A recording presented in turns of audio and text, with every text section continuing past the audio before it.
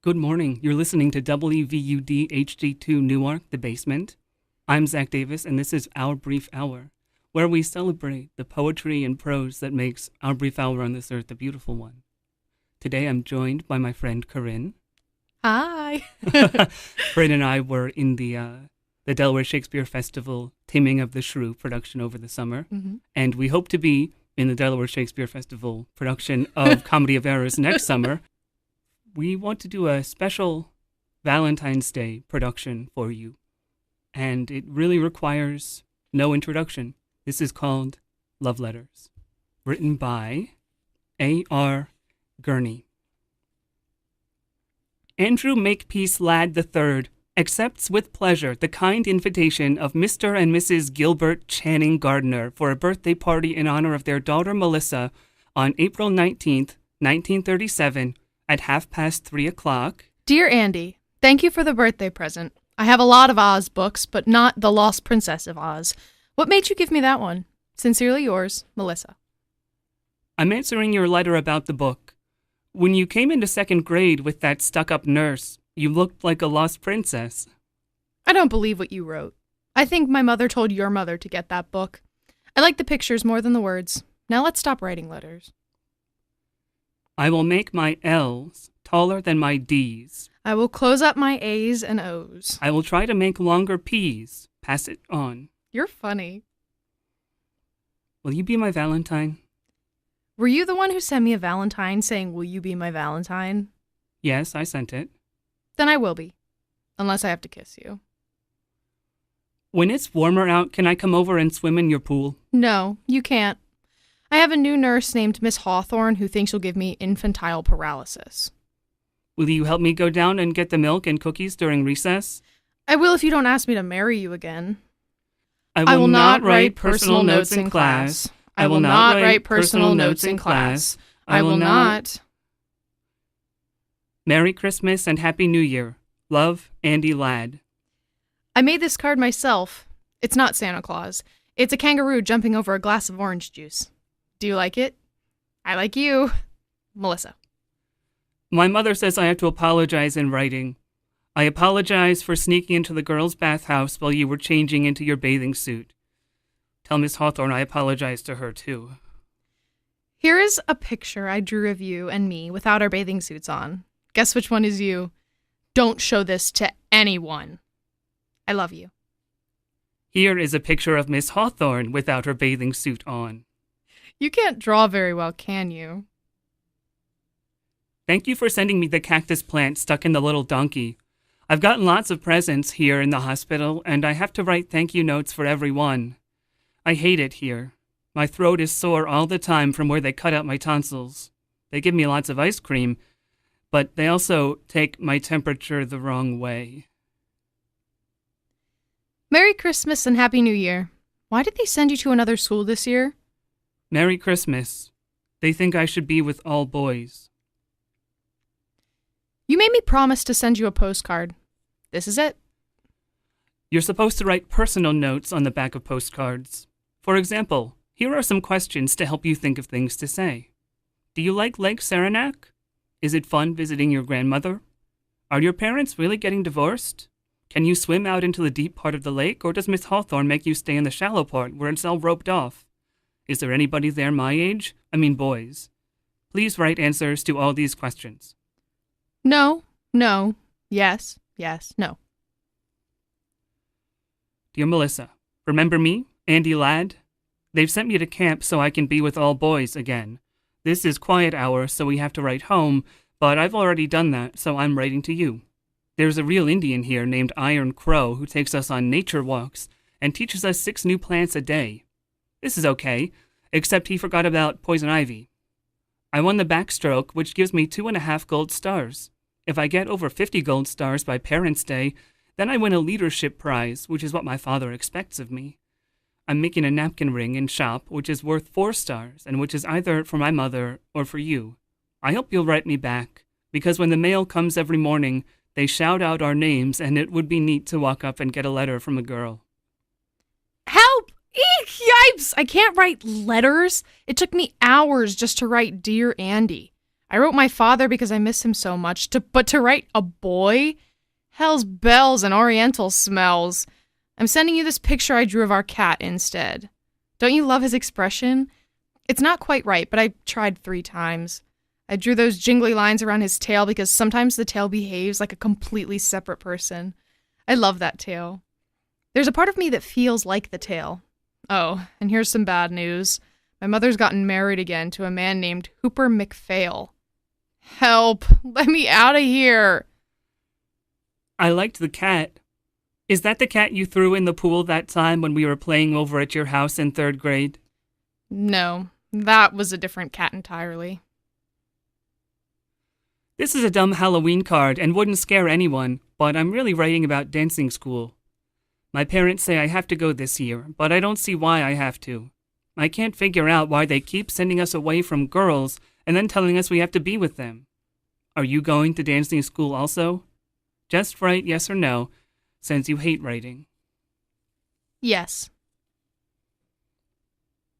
Dear Mrs. McPhail, I want to apologize to you for my behavior in the back of your car coming home last night from dancing school. Charlie and I were just goofing off, and I guess it just got out of hand. I'm sorry you had to pull over to the curb, and I'm sorry we tore Melissa's dress. My father says you should send me the bill, and I'll pay for it out of my allowance. Dear Andy, Mummy brought your letter up here to Lake Placid. She thought it was cute. I thought it was dumb. I could tell your father made you write it. You and I both know that the fight in the car was really Charlie's fault, and Charlie never apologized, thank God. That's why I like him, actually. As for you, you shouldn't always do what your parents want, Andy. Even at dancing school, you're always doing just the right thing all the time. You're a victim of your parents sometimes. That was why I picked Charlie to do the rumba with me that time. He at least hacks around occasionally. I'm enclosing a picture I drew of a dancing bear on a chain. That's you, Andy. Sometimes, I swear. I know it seems jerky, but I like writing, actually. I like writing compositions in English. I like writing letters. I like writing you. I wanted to write that letter to your mother because I knew you'd see it, so it was like talking to you when you weren't here. And when you couldn't interrupt. Hint, hint. My father says everyone should write letters as much as they can. It's a dying art. He says letters are a way of presenting yourself in the best possible light to another person. I think that too. I think you sound too much like your father, but I'm not going to argue by mail, and anyway, the skiing is too good. Get well soon. I'm sorry you broke your leg. Mummy says I broke it purposefully because I'm a self-destructive person and went down Whiteface Mountain without asking permission. All I know is I wish I had broken my arm instead, so I'd have a good excuse not to write letters. I'm enclosing a picture I drew of a bedpan. I'm serious. Don't you love its shape? Andrew M. Ladd, 3, accepts with pleasure the kind invitation of Mrs. R. Ferguson Brown for a dinner in honor of her granddaughter Melissa Gardner before the children's charity ball. I'm writing this letter because I'm scared if I called you up, I'd start crying right on the telephone. I'm really mad at you, Andy. Don't you know that when you're invited to a dinner before a dance, you're supposed to dance with the person giving it at least twice? And I don't mean my grandmother either. That's why they give dinner parties, so people get danced with. I noticed you danced with Ginny Waters, but you never danced with me once. I just think it's rude, that's all. Straighten up and fly right, Andy. How do you expect to get anywhere in life if you're rude to women? Nuts to you, Andy, and that goes double on Sunday. I didn't dance with you because I've got a stretched groin. If you don't know what that means, look it up sometime. I was going to tell you in person, but I got embarrassed. I stretched it playing hockey last week. The only reason I danced with Ginny Waters is she takes tiny steps, but you always make me do those big spins and we could have gotten into serious trouble. I tried it out at home with my mother first and it hurt like hell. That's why I didn't dance with you. I'm using a heating pad now and maybe we can dance next week at the junior assemblies. I don't believe that hockey stuff. I think Ginny Waters stretched your groin. And next time you cut in, I'm going to stretch the other one. Huh? You obviously don't know what a groin is. You obviously don't know what a joke is. Merry Christmas and Happy New Year. Guess what? I'm going to a psychiatrist now. My mother says it'll do me a world of good. Don't tell anyone, though. It's supposed to be a big secret. Merry Christmas and Happy New Year. I have a question, and would you please write the answer by mail? Because sometimes when you call, my mother listens on the telephone, and when she doesn't like my little brother, does. Here's the question. Do you talk about sex with a psychiatrist? I talk about sex all the time. It's terribly expensive, but I think it's worth it. Sometimes I think you just like me because I'm richer than you are. Sometimes I really have that feeling. I think you like the pool, and the elevator in my grandmother's house, and Simpson in his butler's coat coming in with ginger ale and cookies on a silver tray. I think you like all that stuff just as much as you like me. All I know is my mother keeps saying you'd make a good match. She says if I ever married you, I'd be set up for life. But I think it's really just physical attraction. That's why I liked going into the elevator with you at your grandmother's that time. Want to try it again? Help! Let me out of here! They shipped me off to this nunnery. It's the end of the absolute world. We have to wear these sappy midi blouses and learn posture in gym and speak French out loud in class. M'aidez-moi, mon chevalier. God, it's crappy here. All the girls squeal and shriek, and you have to hear them barfing in the bathroom after evening meal. We can only go to Hartford one day a week if we find a chaperone, and there are only 2 dances with boys a year, and if we are caught drinking, even beer, it's wham bam on the next train home, which is worse. Can you come visit me Sunday afternoon? We can invite boys to tea from 4 to 6. There are all these biddies sitting around keeping watch, but if the weather's good, we can walk up and down the driveway before we have to sign in for evening prayers. They've made me room with this fat, spoiled Cuban bitch who has 9 pairs of shoes, and all she does is lie in her bed and listen to Finian's Rainbow. How are things in Glaucomora? Who gives a shit how things are there? It's here where they're miserable. The walls of this cell are puke green, and you can't pin anything on except school banners and pictures of your stupid family. What family? Am I supposed to sit and look at a picture of Hooper McPhail? Come save me, Andy. Or at least write. Just so I hear a boy's voice, even on paper. Just got your letter. They shipped me off too. Last-minute decision. Your mother told my mother it would do me good. She said I was a diamond in the rough. I'll write as soon as I'm smoother. Dear Diamond, you two? Ugh, I give up. Why do they keep pushing us together and then pulling us apart? I think we're all being brought up by a bunch of foolish farts. Now we'll have to write letters, which I hate. But don't let them smooth you out, Andy. I like the rough parts. In fact, sometimes I think you ought to be a little rougher. Love, me.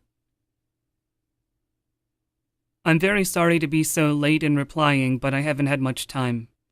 I also have a lot of obligations. I have to write my parents once a week and 3 out of 4 grandparents, separately, once a month, and Minnie, our cook, who sent me a box of fudge. Plus, I have all my schoolwork to do, including a composition once a week for English and another for history. My grandmother gave me a new Parker 51 and some writing paper with my name on it as a going-away present. But still, that's a lot of writing I have to do. Last week I was so tied up I skipped my weekly letter to my parents, and my father called the school long distance about it. I had to go up on the carpet in front of the rector and say I wasn't sick or anything, I was just working, and so I had to write my parents 3 pages to make up for the week I missed. So that's why I haven't written till now. School is going well, I guess. In English, we're finishing up Milton's Paradise Lost. In history, we're studying the causes and results of the 30 Years' War. I think the Catholics caused it. In Latin, we're translating Cicero's orations against Catiline. How long, O Catiline, will you abuse our patience? When I get home, I'm going to try that on my little brother. In French, we have to sit and listen to Miss Thatcher read out loud all the parts in Andromache by Jean Racine. It's supposed to be a great masterpiece, but the class comes right after football practice, so it's a little hard to stay awake. In sacred studies, We have to compare and contrast all 4 Gospels. It's hard to believe they're all talking about the same guy.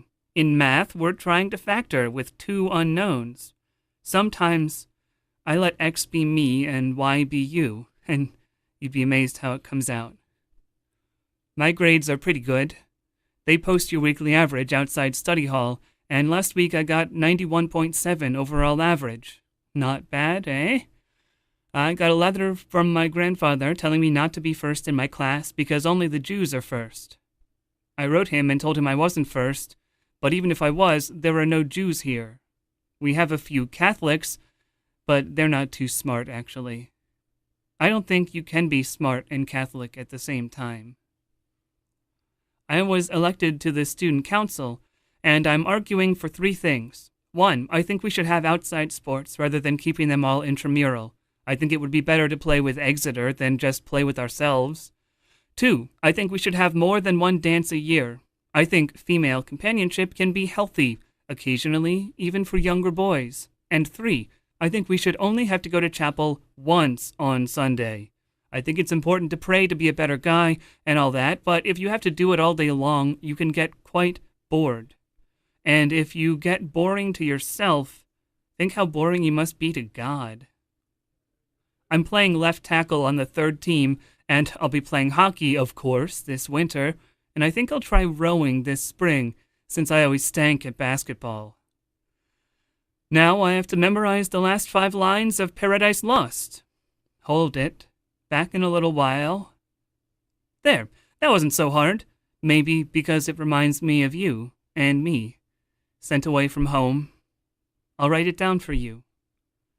Some natural tears they dropped, but wiped them soon. The world was all before them, where to choose their place of rest, and Providence their guide. They, hand in hand with wondering steps and slow, through Eden, took their solitary way. There you are. I wrote that without looking at the book, and it's right, too, because I just checked it word by word. It's not so bad, is it? In fact, it sounds great if you recite it in the bathroom when no one is in the shower or taking a dump. Love, Andy. Thanks for your letter, which was a little too long. I guess you have a lot of interesting things to say, Andy, but some of them are not terribly interesting for me. I want to hear more about your feelings. For instance, here are my feelings. This place stinks. But I don't want to go back home because Hooper McPhail stinks, and I haven't heard of another boarding school that doesn't stink, which means that life stinks in general. Those are my feelings for this week. Write soon. Love, me. One feeling I have almost all the time is that I miss my dog Porgy. Remember him? Our black cocker who peed in the vestibule when you patted him when you came back to our house after the skating party. I miss him all the time. Some of the masters up here have dogs, and when I pat them I miss Porgy even more. I dream about him. I wrote a composition about him for English called Will He Remember, and got a 96 on it. It was about how I remember him, but will he remember me? I have a picture of him on my bureau, right next to my parents'. By the way, could I have your picture too? Here's a picture of me taken at the Hatford bus station. I was all set to run away and then decided not to. This is all you get until I get my braces off Christmas vacation. Don't look at my hair. I'm changing it. By the way, do you know a boy named Spencer Willis? There's a girl here, Annie Abbott, who met him in Edgartown last year and thinks he's cute. Would you ask him what he thinks of her? Spencer Willis says Annie Abbott is a potential nympho. I'm sorry to tell you this, but it's true. Annie says to tell Spencer he's a total turkey. Tell him she'd write and say so herself, but she's scared of barfing all over the page. Do you get out for Thanksgiving? We don't because of the war. We do, but I don't. I've been grounded just for smoking one lousy Chesterfield out behind the art studio. So now I have to stay here and eat stale turkey with Cubans and Californians. It's all right. I was supposed to meet Mummy in New York, but it looks like she can't be there anyway because she's going to Reno to divorce Hooper McPhail. Yippee! Yay! He was a jerk and a pill, and he used to bother me in bed, if you must know.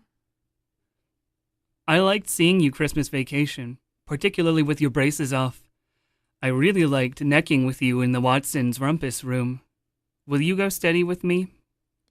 I don't believe in going steady. It's against my religion.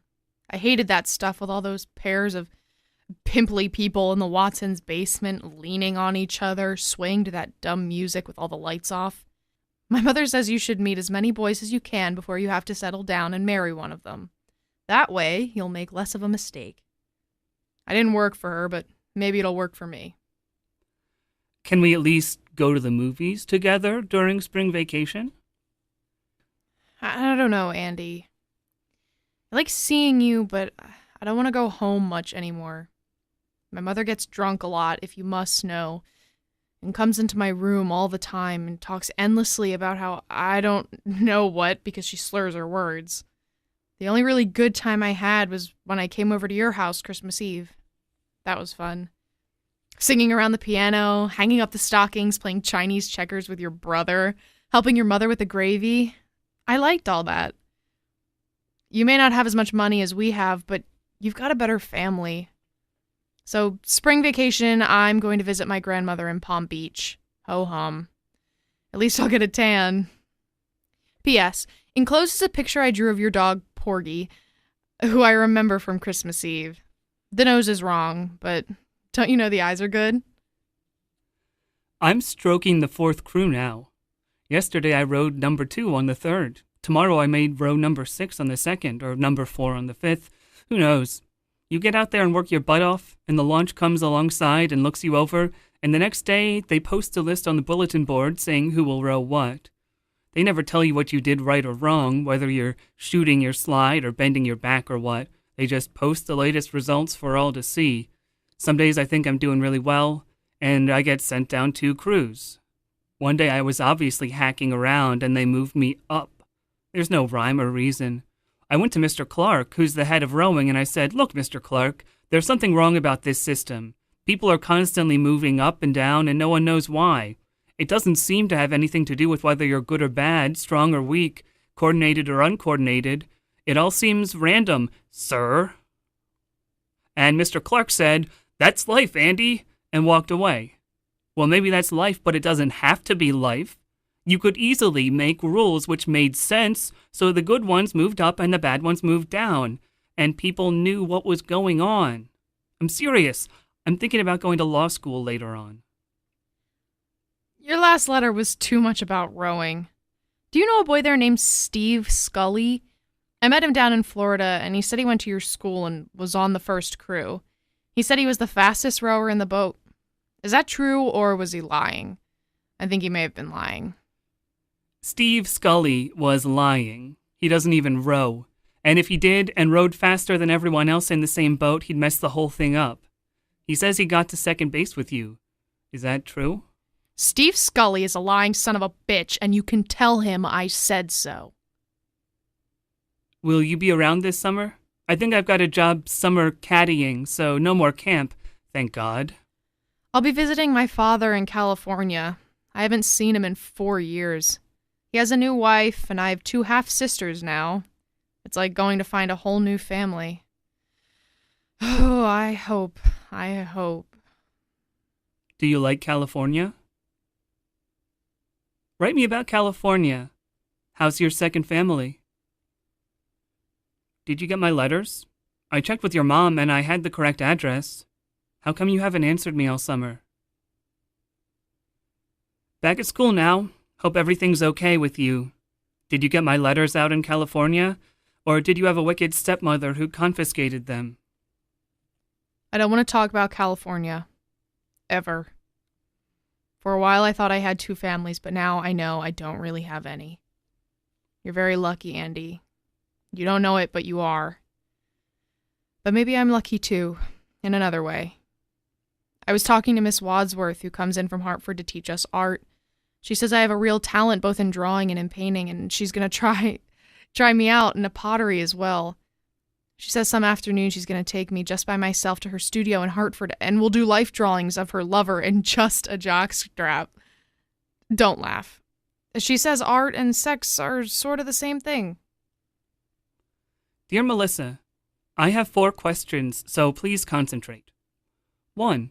Will you come up to the midwinter dance? 2. If so, can you arrive on the 11:22 Friday night train? 3. Does the rector's wife have to write your headmistress telling her where you will be staying? 4. Does the rector's wife also have to write your mother? The answer is yes, except for my mother, who won't care. I have to tell you this right off the bat. I'm really goddamn mad at you. I invite you up here for the only dance my class has been able to go to since we got here. I meet you at the train and buy you a vanilla milkshake and bring you out to school in a taxi. I score 2 goals for you during the hockey game the next afternoon. I buy you the $8 gardenia corsage. I make sure your dance card is filled with the most regular guys in the school. And then what happens? I now hear that you sneaked off with Bob Bartram during the Vienna waltz and necked with him in the coat room. I heard that from 2 guys. And then Bob himself brought it up yesterday at breakfast. He says he French kissed you and touched both of your breasts. I tried to punch him, but Mr. N-Body restrained me. I'm really sore, Melissa. I consider this a betrayal of everything I hold near and dear, particularly since you would hardly even let me kiss you goodnight after we had cocoa at the rector's. And you know what I'm talking about, too.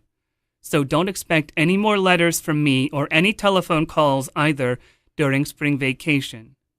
Sincerely yours. Sorry. I hate that Bob Bartram. I hated him when I necked with him. I know you won't believe that, but it's true. You can be attracted to someone you hate. Well, maybe you can't, but I can. So all right, I necked with him, but he never touched my chest, and if he says he did, he should be strung up by his testicles. You tell him that for me at breakfast. Anyway, I got carried away, Andy, and I'm a stupid bitch, and I'm sorry. I felt so guilty about it that I didn't want to kiss you after the cocoa. And besides, Andy... How do I say this? With you, it's different. You're like a friend to me. You're like a brother.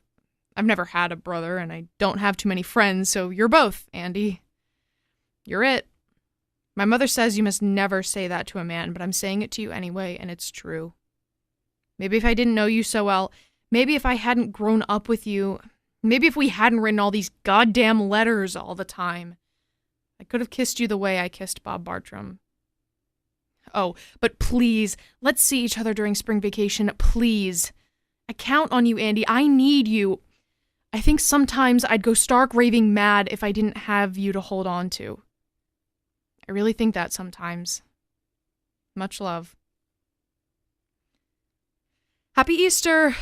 I know no one sends Easter cards except maids, but here's mine anyway, drawn with my own hot little hands. I drew those tears on that corny bunny on the left because it misses you so much, but maybe I've just made it all the cornier. Greetings from Palm Beach. Decided to visit my grandmother. Yawn, yawn. I'm a whiz at backgammon and gin rummy. I hear you took Gretchen Lascelles to Quo Vadis and sat in the Logis and put your arm around her and smoked. Naughty, naughty. Back at school, but not for long, that's for sure. Caught nipping gin in the woods with Bubbles Harriman. Have to pack my trunk by tonight and be out tomorrow. Mummy's frantically pulling strings all over the eastern seaboard for another school. Miss Wadsworth, my art teacher, thinks I should chuck it all and go to Italy and study art. What do you think? Oh, please write, Andy, please. I need your advice. Or are you too busy thinking about Gretchen Lascelles? To answer your question about Italy, I think you're too young to go. My mother said she had a roommate once who went to Italy in the summer, and the Italians pinched her all the time on the rear end. Mother says she became thoroughly overstimulated. So I think you should go to another school, graduate, go to college, and maybe after that, when you're more mature, you could go to Italy. And that's my advice for what it's worth, which is probably not much the way things are going between you and me. Here I am at Ella Willard's Academy for Young Lesbians. Help! Let me out of here. Plus, ça change. Plus, c'est la same shit. Are you coming straight home this June? Because I am. I want to see you. Or are you still in love with Gretchen Lascelles? For your information, I am not taking Gretchen Lascelles out anymore. I brought her home after the Penny's party and my father caught us on the couch. He told me that he didn't care what kind of girls I took out as long as I didn't bring them around my mother, even though my mother was up in bed. Still, I guess Gretchen can be embarrassing to older people.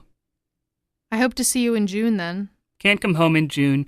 Sorry, I have to go and be a counselor at the school camp for poor kids from the urban slums. I'm vice president of my class now, and I'm supposed to set an example of social responsibility all through July. I'll be writing you letters, though, and I hope you'll write me. I don't want to write letters all the time. I really don't. I want to see you. You just need more confidence in your letter-writing ability. Sometimes you manage to attain a very vivid style.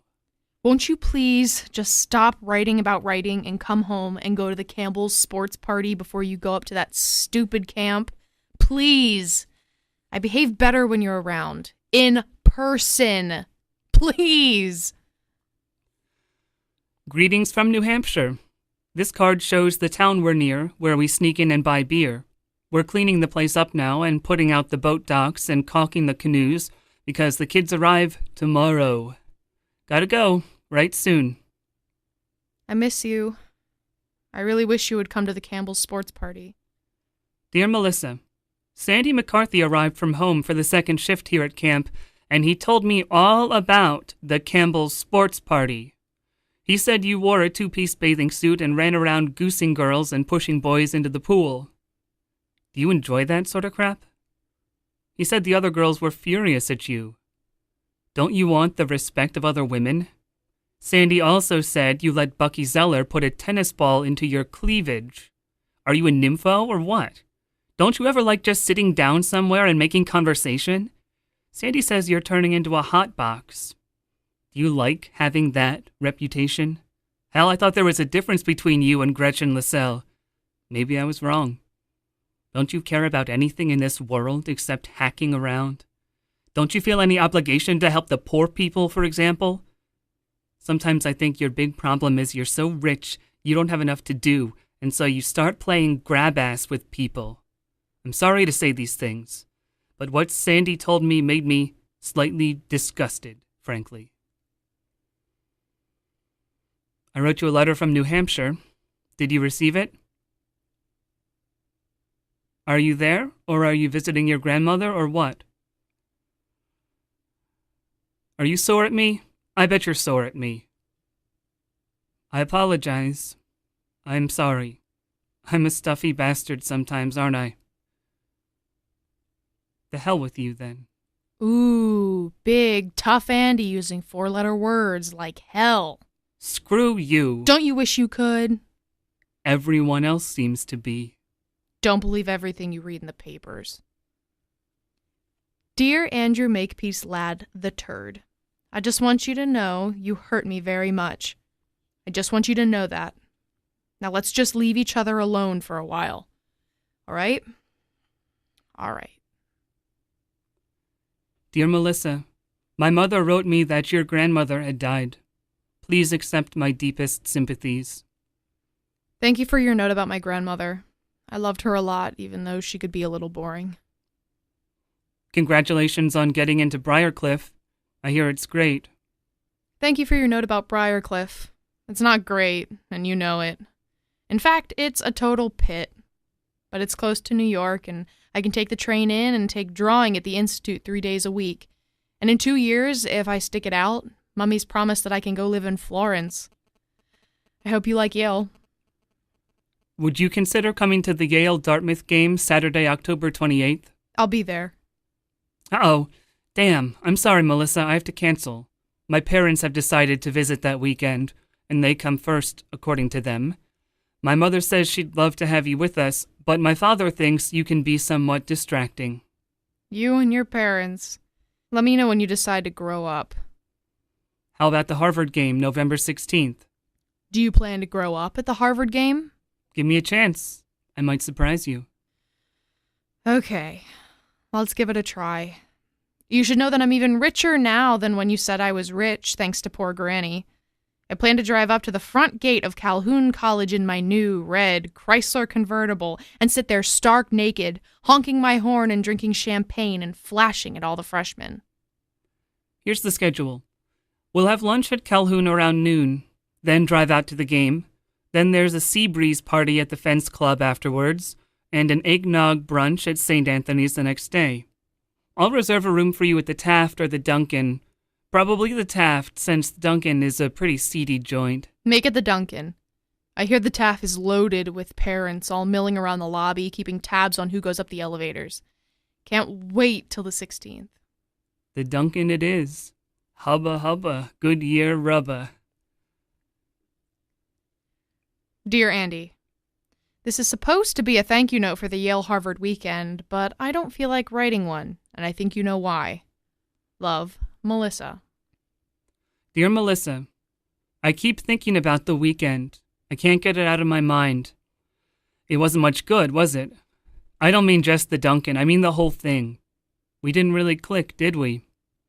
I always had the sense that you were looking over my shoulder, looking for someone else, and ditto with me. Both of us seemed to be expecting something different from what was there. As for the Hotel Duncan, I don't know. Maybe I had too many sea breezes. Maybe you did. But what I really think is that there were too many people in the hotel room. Besides you and me, it seemed my mother was there egging us on, and my father shaking his head, and your mother zonked out on the couch, and Miss Hawthorne and your grandmother sitting on the sidelines, watching us like hawks. Anyway, I was a dud, I admit it. I'm sorry. I went to the infirmary on Monday and talked to the doctor about it, and he said these things happen all the time, particularly when there's lots of pressure involved. The woman doesn't have to worry about it so much, but the man does. Anyway, it didn't happen with Gretchen Lissell. You can write her and ask if you want. You know what I think is wrong? These letters. These goddamn letters. That's what's wrong with us, in my humble opinion. I know you more from your letters than I do in person. Maybe that's why I was looking over your shoulder. I was looking for the person who's been in these letters all these years, or for the person who's not in these letters. I don't know. All I know is you're not quite the same when I see you, Andy. You're really not. I'm just saying that all this letter writing has us messed up. It's a bad habit. It's made us seem like people we're not. So maybe what was wrong was that there were two people there missing in the Hotel Duncan that night. Namely, the real you and the real me. Whatever the matter is, we're in real trouble, you and I.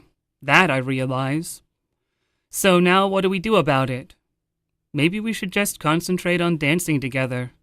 Then we can still hold each other and move together and get very subtly sexy with each other and not have to deliver the goods all the time, if you know what I mean. Come to think of it, maybe that's why they sent us to dancing school in the first place. Maybe that's why dancing was invented. At least we should stop writing letters for a while. You could start telephoning me, actually. Here's our dorm number. Wilson 1-2486. I hate talking to you on the telephone. Yours is in the hall and ours is right by the college dining room. People are always coming and going and making cracks. Telephoning is not letter writing at all. I called the telephone company and they've put a private phone in my room. Rogers 2-2403. It's sort of expensive, but at least we can talk. The reason I'm writing is because your phone's always busy, or else ours is, and I can't afford a private one. Maybe we should just start writing letters again. No letters, please. Now order the telephone. I'll lend you the dough. Just think about it. You can talk back and forth and hear someone's real voice and get to know someone in life rather than on writing paper. For God's sake. Now get that phone, please. I'm writing because when I telephoned, you just hung up on me. One thing about letters, you can't hang up on them. You can tear up letters, though. Enclosed are the pieces. Send them to Angela Atkinson at Sarah Lawrence. What the hell is the matter? I hear you're now writing long letters twice a week to Angela Atkinson. That matter. Okay, here goes. The reason I'm writing Angie Atkinson is because I just don't think I can stop writing letters, particularly to girls. As I told you before, in some ways I feel most alive when I'm holed up in some corner writing things down. I pick up a pen, and almost immediately everything seems to take shape around me. I love to write. I love writing my parents because then I become the ideal son. I love writing essays for English because then I am for a short while a true scholar. I love writing letters to the newspaper, notes to my friends, Christmas cards, anything where I have to put down words. I love writing you most of all. I always have. I feel like a true lover when I'm writing you. This letter, which I'm writing with my own hand, with my own pen, in my own penmanship, comes from me and no one else, and is a present of myself to you. It's not typewritten, though I've learned how to type. There's no copy of it, though I suppose I could use a carbon, and it's not a telephone call, which is dead as soon as it's over. No, this is just me. The way I write, the way my writing is, the way I want to be with you, giving myself to you across the distance, not keeping or retaining any part of it for myself, giving this piece of myself to you totally. And you can tear me up and throw me out, or keep me and read me today, tomorrow, anytime you want until you die. Oh, boy, Andy. Love, Melissa. No, I meant what I wrote in my last letter. I've thought about it. I've thought about all those dumb things which were done to us when we were young.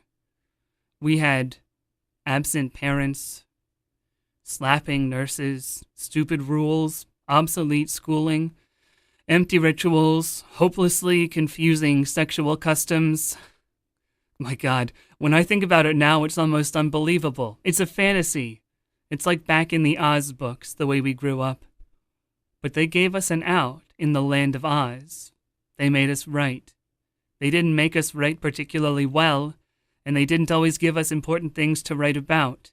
But they did make us sit down and organize our thoughts and convey those thoughts on paper as clearly as we could to another person. Thank God for that. That saved us. Or at least saved me. So I have to keep writing letters.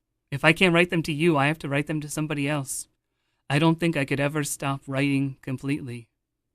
Now, can I come up and see you next weekend? Or better yet, won't you please escape from that suburban Sing Sing and come down here and see me? I wrote my way into this problem, and God damn it, I'm writing my way out. I'll make another reservation at the Hotel Duncan, and I promise I'll put down my pen and give you a better time. Dear Andy, guess what? Right while I was in the middle of reading your letter, Jack Duffield telephoned me from Amherst and asked me for a weekend up there. So I said yes before I got to where you asked me. Sorry, sweetie, but it looks like the telephone wins in the end. Dear Melissa, somehow I don't think this is the end. It could be, but I don't really think it is. At least I hope it isn't. Love, Andy. Hey, yoo-hoo! Look where I am. Florence. Oops, I mean Friends. I love it. What are you doing in Florence? What am I doing? I'm painting, among other things. Good luck on the painting. Go slow on the other things. Merry Christmas. Buon Natale. Happy birthday. Mother wrote you won an art prize in Perugia. She said it was a big deal. Congratulations. Congratulations on making Scrolling Key, whatever that is. Merry Christmas from the land of Oz. Feliz Navidad from the Costa del Sol. Happy birthday from the Sterling Library. Here you graduated summa cum laude with all sorts of prizes. Sounds disgusting. Anchors away. Here I am looking like Henry Fonda in Mr. Roberts, writing this during the mid-watch on the bridge of a giant attack aircraft carrier, churning through the Mediterranean in the wake of Odysseus and Lord Nelson and Richard Halliburton.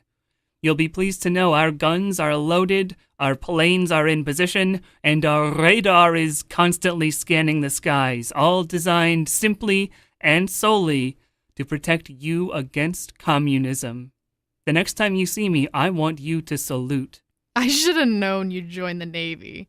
Now you can once again be with all the boys. We come into La Spezia in January. Could we meet? Sorry, I'll be in Zermatt in January. Ship will be in Mediterranean all spring. We'll come into Naples March 3, 4, 5. How about standing on the pier and waving us in? As the French say, je suis désolé. I'm meeting Mother in Paris in March. Why don't you sail up to the scene? Merry Christmas from Manila. I've been transferred to an admiral's staff. Happy New Year from Aspen. What are you doing in Aspen? Going steadily downhill. Hello from Hong Kong. Goodbye to San Francisco. Konnichiwa. Ohio gozaimasu. Shore duty in Japan. Hey, you. Rumor hath it you hooked up with some little Jap bar girl out there? Say it isn't so. Mother wrote that you're living with some Japanese geisha girl and your family's all upset. Is that true? Did you get my letter? You're so far away and your Navy address is so peculiar that I'm not sure I'm reaching you. I hear you're seriously involved with a lovely Japanese lady. Would you write me about her? Merry Christmas and Happy New Year. I thought you might appreciate this card. It's a print by the 19th century artist Hiroshige. It's called Two Lovers Meeting on a Bridge in the Rain. Love, Andy. Hey, you sly dog. Are you getting subtle in your old age? Are you trying to tell me something? If so, tell me more. I told my psychiatrist about the great love affair you're having in Japan. I said I felt suddenly terribly jealous. He said that most American men have to get involved with a dark-skinned woman before they can connect with the gorgeous blonde goddesses they really love. He brought up James Fenimore Cooper and Faulkner and John Ford movies and went on and on. Is that true? Write me what you think. I'm dying to hear from you. Did you get my last letter? I hope I didn't sound flip. Actually, I've just become involved with someone too. His first name is Darwin, and he works on Wall Street where he believes in the survival of the fittest. I'd love to hear from you. Your mother told my mother that you've decided to marry your Japanese friend and bring her home. Oh, no. Gasp, sob, sigh, say it ain't so. I've decided to marry Darwin. He doesn't know it yet, but he will. Won't you at least wish me luck? Lieutenant Junior Grade Andrew M. Ladd III regrets that he is unable to accept the kind invitation of... Dear Andy, thank you for the lovely Japanese bowl. I'll put flowers in it when you come to visit us, if you come to visit us, and if you bring flowers. Maybe you'll just bring your Japanese war bride and we can all sit around and discuss Rashomon. I know you'll like Darwin. When he laughs, it's like Pinocchio turning into a donkey. We're living in a carriage house in New Canaan, close to the train station, and I've got a studio all of my own. P.S. Won't you please write me about your big romance? Mother says your parents won't even talk about it anymore. Dear Melissa, I'm writing to tell you this. Outside of you, and I mean outside of you, this was probably the most important thing that ever happened to me. And I mean was. Because it's over, it's gone, and I'm coming home, and that's all I ever want to say about it, ever again. Mr. and Mrs. Darwin H. Cobb announced the birth of their daughter, Francesca. Many congratulations on the baby. Harvard Law School yet. Are you getting all stuffy and self-important? As you know, I've always liked to write letters. I decided I might do better trying to write laws, which, after all, are the letters that civilization writes to itself. Yes, you are getting all stuffy and self-important. Come and have a drink with us sometime. We're right on the way to New York, and sooner or later everyone comes to New York. Read the New York Times account of your show in Stamford. Sounds like you are causing a series of seismic shocks up and down the Merritt Parkway.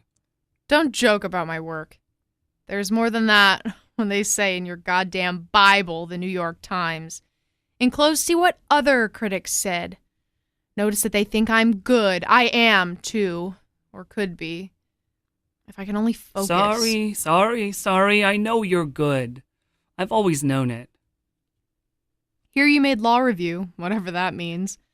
I assume you review laws? I wish you'd review some of the marriage laws. Just a quick note. Are you in any trouble? I don't understand your last note. We're fine. All fine. Everything's fine.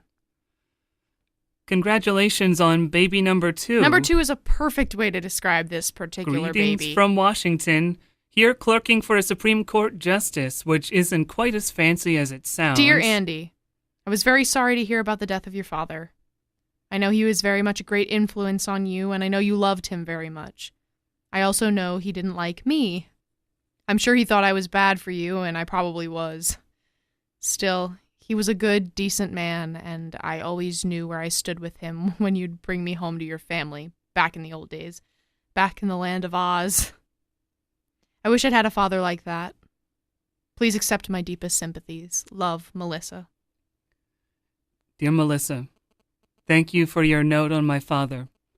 I did love him. He was a classic guy, the best of his breed. Even now he's gone, I can still hear him reminding me of my obligations to my family, my country, and myself, in roughly that order. All my life he taught me that those born to privilege have special responsibilities, which is, I suppose, why I came home alone from Japan, why I chose the law, and why I'll probably enter politics at some level, sometime down the line. Thanks for writing. Love, Andy. Merry Christmas. I'm enclosing a snapshot Mother took of me and the girls. Don't I look domestic? Stop looking at my hair. By the way, you'll notice you know who is not in the picture. Thanks for the Christmas card. Are you in trouble? Greetings from Reno. Could I stop by Washington on the way back east? Let me know when you're coming. You can meet Jane. Jane? I'm going out with a great girl named Jane. Melissa Gardner Cobb regrets that she will be unable to accept the kind invitation Dear of... Melissa, had to add my 2 cents worth to Jane's thank you note for the wedding present. Guess who is jealously peeking over my shoulder to make sure this isn't a love letter? First of all, thanks for the present. Whatever it was. Ah, a tray. I am now told it was a tray. A hand-painted tray. Hand-painted by you, I bet. Anyway, thank you. I hope all goes well with you as it does with us. We'll be moving to New York in the fall. I've got a job with one of those high-powered law firms. It will probably be stuffy as hell for a while, but I'll learn the ropes. Besides, it's in my home state and might be a good jumping-off place for something political a little way down the line. We both want you to come to dinner once we're settled in. And don't say you never come to New York. Sooner or later, everyone comes to New York. As someone once wrote me, long, long ago. Merry Christmas from us to you. Where are you these days? Happy birthday. See? Even a married man never forgets. Get well soon. Mother wrote that you have had some difficulty. I hope it's not serious, and by now you're feeling fine. I can't remember exactly what 12 red roses are supposed to say, but here they are, and I hope they say, cheer up. Hey, I sent you some flowers a while back. Did you receive them? Are you all right? Dear Andy, yes, I'm all right. Yes, I got your flowers. Yes, I'm fine. No, actually, I'm not fine, and they tell me I've got to stop running around saying I am. I'm here at this posh joint outside Boston, drying out for $150 a day. One of my problems is that I've got slightly too dependent on the Kickapoo Joy Juice, a habit which they tell me I picked up during the party days back in our town. Another is that I slide into these terrible lows. Mummy says I drag everybody down, and I guess she's right. Anyway, the result is that my ex has taken over custody of the girls, and I'm holed up here, popping tranquilizers, talking my head off in single and group psychiatric sessions, and turning into probably the biggest bore in the greater Boston area. Have you thought about doing some painting again? That might help. Did you get my note about taking up art? You were good, and you know it. You should keep it up. I did get your note. I have taken it up, and it helps. Really. Thank you. I'm channeling my rage, enlarging my vision, all that. I hope all goes well with you, and... Wait. Hold it. I'm looking up in my little black book. It's Jane. Jane. I hope all's well with you and Jane.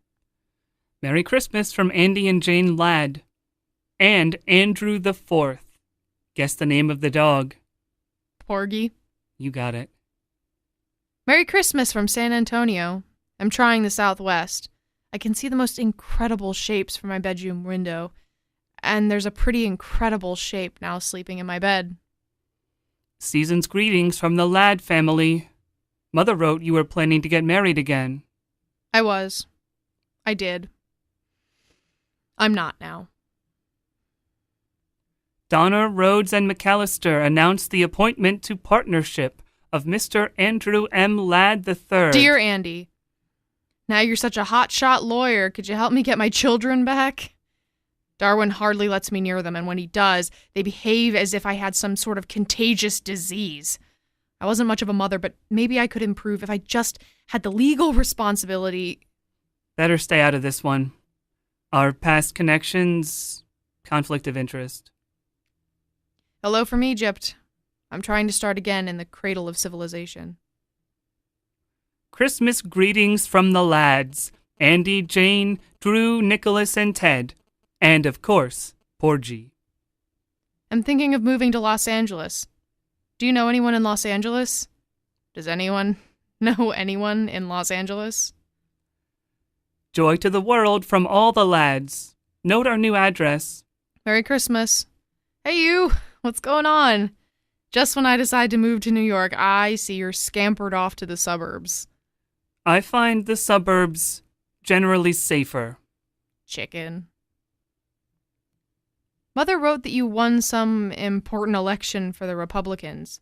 I'm terribly disappointed. I love all politicians, but I find Democrats better in bed. I'm a liberal Republican with a strong commitment to women's rights. Doesn't that count? Depends on your position. Paintings and Drawings by Melissa Gardner, The Hastings Gallery, 422 Broadway, March 18th through April 30th. Opening reception, March 20th, 6th to 8 p.m.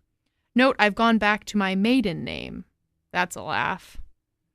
Got your announcement for your new show. Good luck. P.S. I'd love to have one of your paintings. We could use a little excitement on one of our living room walls. Seriously, what would one cost? Come to the show and find out. Never made it to your show.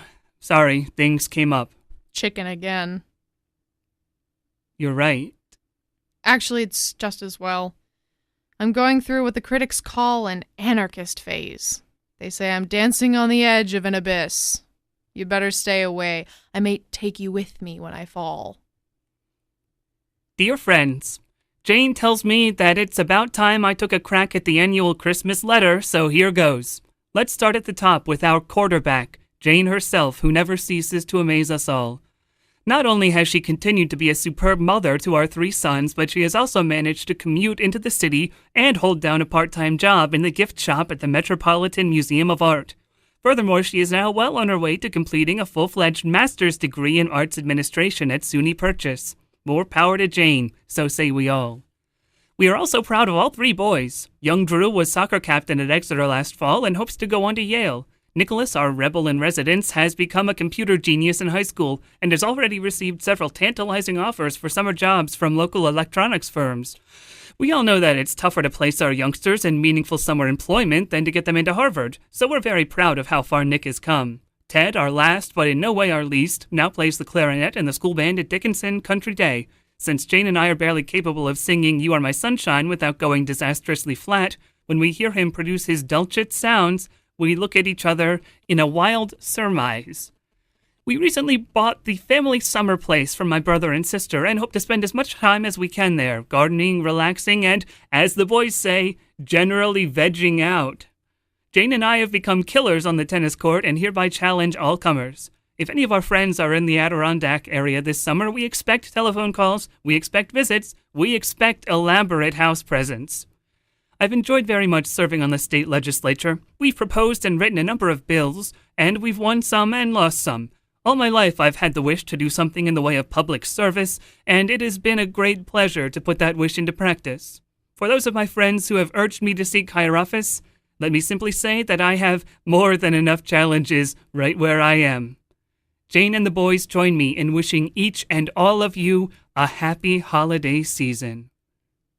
Dear Andy, if I ever get another one of those drippy, Xeroxed Christmas letters from you, I think I'll invite myself out to your ducky little house for dinner, and when you're all sitting there eating terribly healthy food and discussing terribly important things and generally congratulating yourselves on all of your accomplishments, I think I'll stand on my chair and turn around and moon the whole fucking family. You're right. It was a smug, dumb letter, and I apologize for it. Jane normally writes it, and it sounds better when she does. I always feel better writing to just one person at a time, such as to you. I guess what I was really saying is that as far as my family is concerned, we're all managing to hold our heads above water in this tricky world. Jane and I have our problems, but we're comfortable with each other now, and the boys, for the moment, are out of trouble. Nicky seems to be off drugs now, and Ted is getting help on his stammer. Porgy Jr., my old cocker, died, and I miss him too much to get a replacement. I'm thinking of running for Senate next fall if O'Hara retires. What do you think? I'd really like your opinion. If you decide to answer this, you might write care of my office address. Jane has a slight tendency toward melodrama, particularly after she got a hold of your last note. The Senate yet? I should have known. Oh, Andy, just think. Once again, you could be with all the boys. Oh, hell, just go for it if you want. You'll be an image of righteousness and rectitude in our God-forsaken land. Or maybe it's just me that's God-forsaken these days. The Honorable Andrew M. Ladd III wishes to express his thanks for your generous donation to his senatorial campaign. You sent too much, Melissa. You didn't need to. Greetings from Silver Hill. Slight regression in the liquor department. Let's say it's in the genes. Lord knows my mother has the problem, and my father too in the end. Anyway, I'm working on it. Darwin is being a real shit about the girls. He's cut down on my visitation rights, so when we get out to Washington, I want you to write a special law about vindictive ex-husbands, banishing them to lower Slobovia over forever and ever. Amen. Season's greetings from Senator and Mrs. Andrew M. Ladd and family. Season's greetings indeed. Is that all you can say to me after 40 years? I'm warning you, Andy. Keep that shit up, and I swear I'll come down and moon the whole Senate. Sorry, my staff sent that out. Merry Christmas, old friend. How are you? Where are you these days? Living in New York, alone for a change. But the big question is, who am I these days? That's the toughie. I keep thinking about that strange old world we grew up in. How did it manage to produce both you and me? A stalwart, upright servant of the people and a boozed-out, cynical, vicious old broad. The best and the worst. That's us. Don't be so tough on yourself. Get back to your art. I'll try. Merry Christmas, Happy New Year, and much love. Much love? Much love. Good God, Andy, how sexy. Remember how much that meant in our preppy days? If it was just love, you were out in the cold, and if it was all my love, you were hemmed in for life. But much love meant that things could go either way. Remember? Merry Christmas and love from us all. Saw you on 60 Minutes. You looked fabulous. And that was a great little pep talk in the Senate on our responsibilities to Latin America. But don't forget to keep your eye on the ball. Thanks for your card. What ball? The ball is that money doesn't solve everything. It helps, but not as much as people think. Take it from one who knows. That's the ball. Merry Christmas and love. What are you up to these days? I'm trying to work with clay. Remember that kind of clay we used to use in Miss Mickler's art class in 4th grade? That old gray stuff? It's called plasticine. I'm trying to work with that. I'm making cats, dogs. I even made a kangaroo jumping over a glass of orange juice. Remember that? I'm trying to get back to some of those old feelings I had back in the homeland. I've had to find feelings. Any feelings. Otherwise, I'm dead. Come down and help me search. I have a studio down in Soho, and we could, we could at least have dinner and talk about old times, couldn't we, Senator Ladd? P.S. Did you know that my mother got married again? At the age of 82? To my father's brother yet. So now you have to call her Miss Gardner again, just like the old days. The wheel seems to be coming around full circle. Hint, hint. A quick note on the way to the airport. When you write, put "Attention Mrs. Walpole" on the envelope. She's my private secretary. I've alerted her, and she'll pass your letters directly to me. Otherwise, the whole office staff seems to get a peek. In haste. I'm having a show opening January 28th through February 25th. Won't you come? I'd love to have you see what I've been up to. Maybe it'll ring a few old bells. Can't make it. I'll be on an official visit to the Philippines most of February, then a week's spring skiing at Stowe with the boys. Good luck. How did the show go? I haven't heard from you. Tell me about the show. I want to hear from you. Please. The show stank. The crowd hated it. The critics hated it. I hated it. It was nostalgic shit. You can't go home again, and you can't quote me on that. I'm turning to photography now. Realism. That's my bag. The present tense. Look the modern world squarely in the face and don't blink. Oh, Andy, couldn't I see you?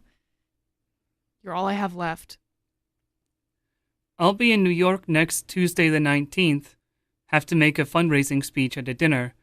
I could stop by your place afterwards. I'll be there all evening. Red roses. This time I think I know what they mean. All I know is that after last night, I want to see you again. Any chance of any other fundraisers coming up in the near future? Ms. Walpole, are you there? Are you delivering the mail? I'm sorry I've taken so long to reply. I've been upstate mending a few fences and then to Zurich for a 3-day economic conference, and then a weekend with Jane mending a few fences there. Darling, I'll have to ask you not to phone the office.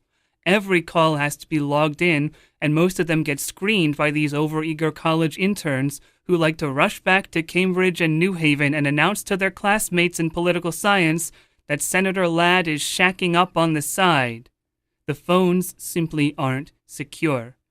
At long last, the letter beats out the telephone, my love. And guess what? I'm writing this with the old Parker 51 my grandmother gave me when I went away to school. I found it in the back of my bureau drawer with my scroll and key pin, and my Lieutenant J.G. bars from the Navy, and the Zippo lighter you gave me at some dance. The pen didn't even work at first. I had to clean it out, and then traipse all over Washington looking for a store which still sells a bottle of ink. Anyway, it feels good holding this thing again. It feels good writing to you again, longhand, forming my D's and T's the way Miss Emerson taught us so long ago. I know you've never liked writing letters, but now you have to. As for business, I plan to come through New York next Wednesday, and I'll call you from the airport if there's time to stop by. Sweetheart, I loved seeing you again. Come We'll again. be stopped through a week from next. Did you ever dream we'd be so good at sex? 2 uptight old wasps going at it like a sale at Brooks I Brothers. figure 50 years went into last night. Let's go for 100. Oh my God, come again soon or sooner. I'm already making plans. I have to go to San Francisco to visit the girls. Couldn't we meet somewhere on the way? I don't see how we can possibly go public. Some country inn, some deliciously seedy motel. I don't see how. See you more than just for a few hours. Price we have to pay. I'm getting so I think about nothing but how we can. I'm not sure I can change my whole life so radically. Other politicians have gotten divorced. Rockefeller, Reagan. Reagan, the children. my particular constituency. You've become the center of my life. If you left, I don't think I Because of the coming election, I don't see how we can... Dear Andy, a reporter called up from the Daily News. What do I do about it? Nothing. I suppose you know all this, but there's a crack about us in Newsweek, and Mother heard some radio talk show where they actually named names. What should I do? Go away? What? Nothing. They called Darwin, you know. They tracked him down. The son of a bitch told them that we'd been going on for years. Wish it had been. Now they're telephoning. What do I say? Say we're good old friends. Friends, I like. Good, I like. Old, I'm beginning to have problems with. Then don't say anything. Hang up. This too shall pass. Will I be seeing you again? Better not for a while. I mean after the election. Better lie low for a while. I miss you terribly. Better lie low. I need you, Andy. You're my anchor man these days. Without you, I'm not sure I can... Hold on now. Just hold on. Where were you? I waited 3 hours hoping that you'd at least Please call. don't telephone. Mrs. Walpole was sick that day and... I haven't seen you in over a month now. The coming election. Surely you could at least take time out. If I want to be reelected... I need you. I need to be with you. I don't know if I can... The election. Election. Election. I haven't heard from you in 6 weeks, Andy. Are you trying to tell me something, Andy? Is this it, Andy? Congratulations on a landslide victory. Love, Melissa. Could we meet at your place next Sunday night? Oh, thank God. I mean that we have to talk, Melissa. Uh-oh. Talk. I'm scared of talk. In fact, I dread it. Dearest Melissa, are you all right? That was a heavy scene last Sunday. But I know I'm right. We've got to go one way or the other, and the other leads nowhere. I know I sound like a stuffy prick, but I do feel I have a responsibility to Jane and the boys, and now after the election to my constituency, which had enough faith and trust in me to vote me back in despite all that crap in the newspapers. And it wouldn't work with us anyway, in the long run, sweetheart. We're too old. We're carrying too much old baggage on our backs. We'd last about a week if we got married. But we can still write letters, darling. We can always do that. Letters are still our strength and our salvation. Mrs. Walpole is still with us, and there's no reason why we can't continue to keep in touch with each other in this wonderful old way. I count on your letters, darling. I always have, and I hope you will count on mine. Are you there? I keep putting please forward on the envelopes, but who knows? Now I've even resorted to the telephone, but all I get is your damn machine. Please, I need to hear from you. Senator and Mrs. Andrew M. Ladd III and family sent you warm holiday greetings and every good wish for the new year. Auntie Ladd, is that you? Blow-dried and custom-tailored and jogging trim at 55, hiding behind that lovely wife with her heels together and her hands folded discreetly over her snatch. And is that your new dog, Andy? I've seen you've graduated to a golden retriever. And are those your sons and heirs? And help, is that your grandchild nestled in someone's arms? God, Andy, you look like the Holy Family. Season's greetings and happy holidays, and even Merry Christmas, Senator Ladd. We who are about to die salute you. Just reread your last note. What's this we who are about to die stuff? May I see you again? I want to see you again, if I may. Dear Mrs. Gardner, I seem to have lost touch with Melissa again. I wonder if you might send me her latest address. Dear Melissa, your mother wrote that you'd return to the land of Oz. I'm flying up next Thursday to see you. No, please don't. Please stay away. I've let myself go. I'm fat. I'm ugly. My hair is horrible. I'm locked in that funny farm all week, and then Mother gets me weekends if I'm good. They've put me on all sorts of new drugs, and half the time I don't make sense at all. I can't even do finger painting now without fucking it all up. My girls won't even talk to me on the telephone now.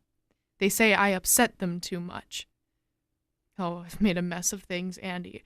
I've made a total ghastly mess. I don't like life anymore. I hate it. Sometimes I think that if you and I had just... But just stay away, Andy, please. Arriving Saturday morning, we'll meet you at your mother's. Don't! I don't want to see you. I won't be there. I'll be gone, Andy. I swear I'll be gone.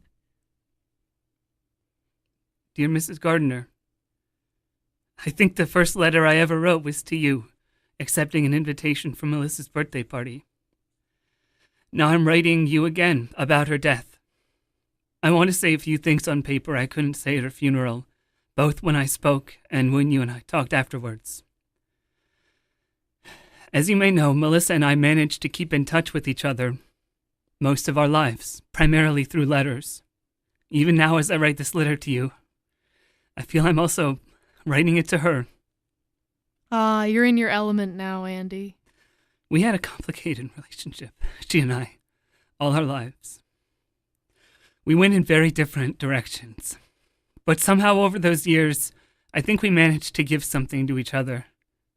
Melissa expressed all the dangerous and rebellious feelings I never dared admit to. Now, he tells me. And I like to think I gave her some sense of balance. Balance! Oh, hell, I give up. Have it your way, Andy. Balance.